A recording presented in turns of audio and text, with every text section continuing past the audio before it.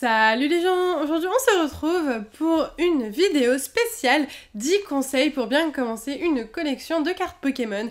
Vous avez été très nombreux à m'envoyer des mails, des messages privés pour me demander comment bien commencer une collection, quelles sont les bases pour bien commencer une collection de cartes Pokémon, ne pas se faire arnaquer, acheter les bonnes choses pour avoir un maximum de cartes, voilà, mieux compléter possible ou trouver les bonnes affaires. Eh bien je vais essayer de vous donner un maximum de réponses dans cette vidéo, donc j'espère qu'elle vous plaira. Si c'est le cas, n'hésitez pas à la liker et puis comme ça, eh bien je pourrai essayer de trouver d'autres types de vidéos de ce style à faire pour vous aider à mieux collectionner les cartes Pokémon. Et donc du coup c'est parti. Et on commence tout de suite avec le premier conseil. Donc il s'agit d'acheter des displays quand vous voulez compléter une collection. C'est vraiment un conseil que vous devez suivre pour la simple et bonne raison que si vous souhaitez compléter par exemple, je dis n'importe quoi, la nouvelle série Impulsion Turbo, voilà, plutôt qu'acheter genre 6 tripacks Impulsion Turbo qui vont vous coûter 100 €, autant acheter un display Impulsion Turbo, ça va vous coûter 100 € aussi et vous êtes sûr ou presque d'avoir toutes les cartes de la série hors ultra rares, donc c'est-à-dire toutes les communes, peu communes, holo, rares, etc. Et les ultras, vous en aurez aussi pas mal du tout. Si vous achetez 6 tripacks par exemple, vous aurez absolument aucune assurance d'avoir des ultra rares à l'intérieur, vous pourrez même ne rien avoir du tout, tandis que dans un display, vous avez forcément un minimum de cartes ultra rares. Généralement, on en a minimum 4 et maximum 7 ou 8, même plus. Donc voilà, n'hésitez vraiment pas, si vous voulez acheter un seul item et que vous voulez y mettre le prix, prenez un display sans hésiter, c'est la meilleure manière de compléter une collection. Deuxième conseil, donc recherchez les bonnes affaires sur internet, voilà, ce n'est pas en grande surface que vous trouverez des bonnes affaires au niveau des boosters, des displays, etc. Souvent ils sont vendus au prix fort, entre 5 et 6 €. Moi personnellement j'arrive à les avoir 3 € en cherchant des displays sur Le Bon Coin, sur eBay, donc voilà, soyez à l'affût des bonnes affaires. Moi Le Bon Coin et eBay c'est les deux sites sur lesquels je vais le plus pour trouver des displays récents, des boosters récents ou un peu moins récents, du style noir et blanc par exemple. J'arrive à trouver de temps en temps des bonnes affaires sur ces sites-là. Voilà, pour moi, un bon prix pour un booster, franchement, moins de 3,50 € ou même moins de 4 €, je trouve que c'est très bien. Donc voilà, si vous trouvez des boosters à ce prix-là, n'hésitez pas, c'est vraiment très bien et ça sera toujours mieux qu'acheter un booster 5,90 € en grande surface. Donc voilà. Troisième conseil que je peux vous donner donc pour bien commencer une collection, c'est d'acheter du bon matériel. Donc voilà, quand je dis bon matériel pour ranger ces cartes, il s'agit de classeurs, de pochettes, de feuilles de classeurs. Donc moi personnellement j'achète tout ça sur le site de Parkage, donc je vous le mettrai en barre d'infos si ça vous intéresse. Moi j'achète du coup des petites pochettes comme ceci, Ultra Pro, c'est les 66 x 91 mm il me semble. Voilà, je mets mes cartes dedans, ensuite je les resleeve avec un autre type de pochette, je les mets sous top loader, donc tout ça c'est disponible sur le site. J'achète aussi des classeurs Ultra Pro, donc c'est des classeurs collector, je crois collector, Ultra Pro, voilà. Donc je vous mettrai quelques liens en barre d'infos si ça vous intéresse, parce que je sais que vous êtes nombreux à chercher ce genre de choses. Donc voilà, j'achète ça, des feuilles de classeurs aussi Platinum, pas Silver, parce que Silver c'est pas une super bonne qualité, Platinum c'est un peu plus cher, mais c'est quand même très bien. Donc voilà, ça c'est vraiment un conseil que je peux vous donner, ayez la base pour commencer à collectionner, parce que sinon vous allez avoir vous allez ouvrir des boosters, vous allez avoir des ultra rares, vous allez pas avoir de pochettes, elles vont s'abîmer et ça va être un petit peu du gâchis, tandis que si vous avez déjà tout avant même d'avoir commencé à collectionner, eh bien ça sera 10 fois plus simple et puis vous serez tranquille. Moi je me rappelle ma toute première ouverture de cartes, j'ai ouvert 4 boosters et j'avais rien, j'avais pas de classeur, j'avais pas de pochette et j'avais mis les cartes sous papier bulle et tout pour pas qu'elles s'abîment, mais elles sont quand même un petit peu abîmées, donc faites bien attention à ça. Donc quatrième conseil que je peux vous donner, c'est de regarder les séries qui vous plaisent le plus. Si vous n'avez pas le budget pour collectionner toutes les cartes, toutes les séries Pokémon qui sont sorties, ce qui est totalement normal, hein. Même moi j'ai pas le budget pour acheter toutes les collections, tous les boosters, surtout qu'il y a des boosters introuvables comme ceux du Block X ou du Block Wizard. En l'occurrence, il faut vraiment regarder, voilà. Donc sur ma chaîne par exemple et celle de David, on a mis énormément de vidéos de plein d'extensions différentes. Vous regardez les vidéos, vous voyez les séries qui vous plaisent le plus, les ultras qui vous plaisent le plus, les illustrations, etc. Et vous en choisissez une, autant commencer par une seule série et super bien la compléter plutôt qu'ouvrir un booster de ci, un booster de ça et puis avoir 10 cartes, 20 cartes totalement différentes, mais vous pouvez pas faire grand chose avec pour collectionner vraiment. Après je parle pour ceux qui veulent vraiment faire une vraie collection. Je sais qu'il y a des gens qui aiment ouvrir des cartes et avoir plein de cartes différentes mais sans les ranger dans des classeurs par numéro, etc. Moi c'est ce que je fais, donc je donne vraiment des conseils aujourd'hui pour ceux qui veulent faire ce genre de choses, mais voilà, chacun fait comme il veut. Donc du coup, si vous voulez, non pas une collection neuve comme moi par exemple, mais plutôt une collection d'occasion comme par exemple David fait pour le bloc X, ce que je vous conseille et qui est vraiment super sympa, c'est d'aller faire les brocantes. Alors après, il faut pas détester se lever tôt parce que sinon vous allez vraiment pas être très content, mais voilà, si ça vous dérange pas trop de vous lever tôt dimanche matin ou même samedi, il y a des brocantes de temps en temps, allez en brocante, franchement c'est là où vous trouverez les cartes les moins chères, les meilleures affaires, ça sera toujours en brocante, sincèrement. Voilà, vous trouverez sûrement, je l'espère pour vous en tout cas, des ultra rares, des holographiques. Moi, je trouve toujours au moins une ultra rare dans les brocantes. Voilà, après moi je suis en région parisienne, donc du coup il y a plus de brocantes et c'est plus facile, il y a beaucoup d'exposants. Bon, il y a 300-400 exposants par brocante. Voilà, mais je vous conseille vraiment de fouiller en brocante, de demander aux différentes personnes, est-ce que vous avez des cartes Pokémon? Si vous voyez des enfants par exemple, derrière la table, vous demandez est-ce que tu as encore des cartes Pokémon, etc. Et les lots, voilà, ils vous les font pour rien du tout. Parfois c'est les Pokébox remplis de cartes pour genre 5 €, 2 €. Voilà, moi j'ai fait d'excellentes affaires dans mes retours de brocante que je vous ai présentés sur ma chaîne il y a quelques temps. Maintenant j'ai plus trop le temps d'en faire malheureusement, donc eh bien pour moi c'est un petit peu passé les brocantes, même si j'espère un jour retrouver le temps et le courage de me lever le matin, mais en tout cas vous, si vous pouvez le faire, n'hésitez pas.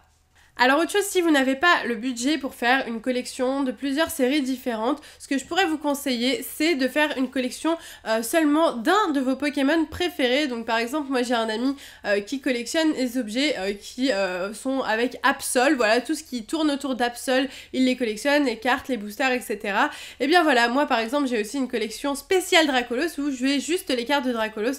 Voilà, donc si vous aimez un Pokémon en particulier, mais que vous n'avez pas forcément le budget pour faire la collection de plein de séries différentes, je vous conseille vraiment de faire une petite collection de ce Pokémon, ça sera super cool, un petit classeur avec toutes les cartes du Pokémon, avec différentes illustrations, c'est vraiment super joli. Et puis si vous avez une petite vitrine où vous pouvez entreposer tous vos objets de votre Pokémon préféré, moi franchement je vous dis foncez parce que c'est un plaisir de trouver tout ça. Voilà, vous tapez, moi je tape Dracolos sur eBay, puis je regarde les petites nouveautés et je complète et j'espère un jour d'ailleurs avoir tous les items de Dracolos, mais en tout cas c'est un beau challenge je trouve. Le prochain conseil sera pour éviter les arnaques. Donc ça, tout à l'heure je vous ai parlé du site Le Bon Coin, donc c'est un site sur lequel il y a énormément de particuliers qui mettent leurs cartes, leurs boosters, etc. qu'ils souhaitent revendre et c'est plutôt pas mal. Le seul souci avec Le Bon Coin, c'est qu'il est très très facile de se faire arnaquer. Donc je voulais vraiment vous prévenir par rapport à ça et que vous fassiez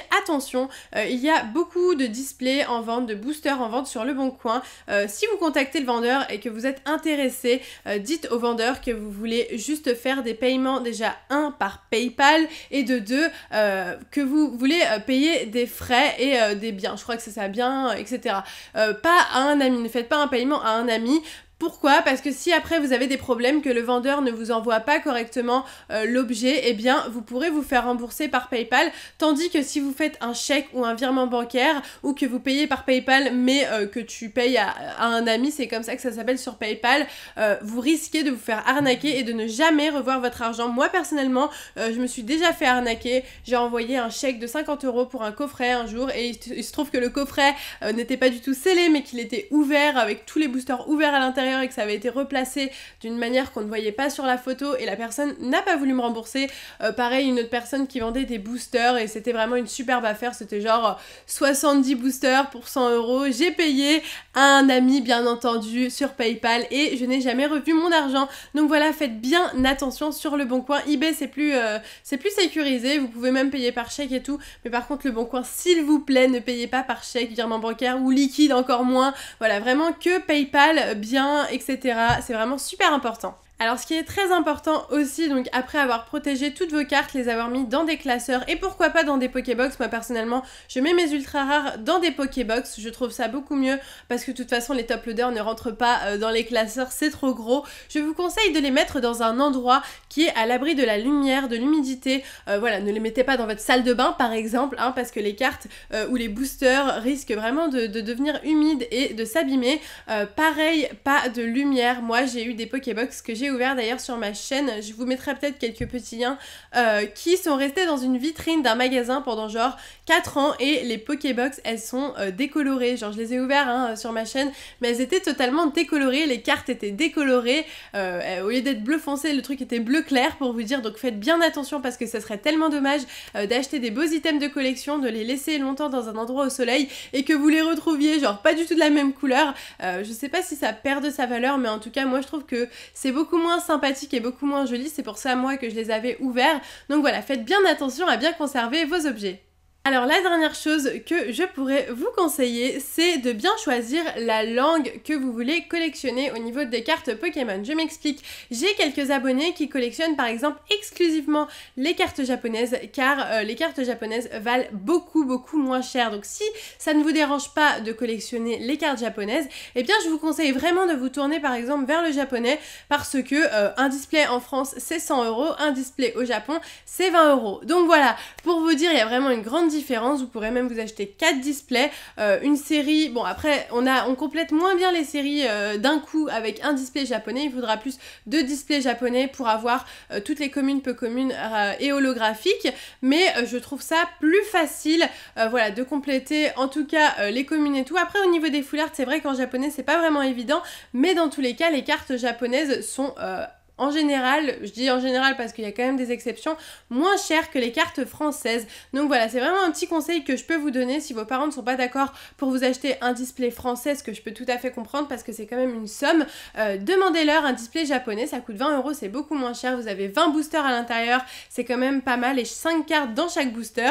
Et pareil pour l'anglais, l'anglais c'est moins cher que le français, surtout au niveau des cartes. Une ex en anglais peut se vendre 4-5 €. Donc voilà, si vous recherchez des ex pour votre collection, pour tous les enfants, adolescents qui sont friands des cartes ex, des cartes full art et qui ne font pas très attention à la langue, tournez-vous vers l'anglais, c'est vraiment une très... c'est pareil en fait, c'est exactement la même chose que le français, c'est juste la langue qui change. Les cartes ont un peu moins de valeur, c'est normal, mais moi je trouve ça...